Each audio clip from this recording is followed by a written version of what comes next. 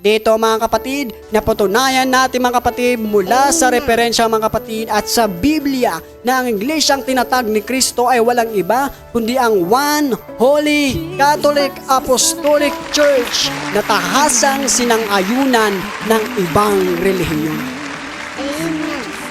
Kaya nga mga kapatid, aalis ka pa ba sa tunay na iglesia? Kung papaanong itinanong ni Jesus mga kapatid ang kanyang mga alagad, are you also going to live?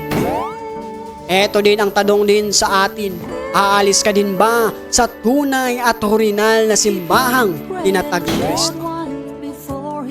Marahil ikaw ay naguguluhan sa mga parata ng ibang sekta o di kaya ay nasasaktan ka sa mga iskandalo ng mga leaderes ng simbahang Katolika.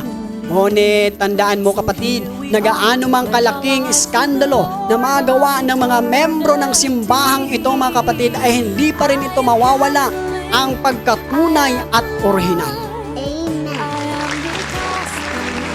Hindi katulad ng ibang sekta mga kapatid na gumaya lang sa ating simbahan, kumopya ng Biblia, katulad ng DVD mga kapatid, makopya man nila ang HD quality ay mananatili pa rin peke o pirated CD.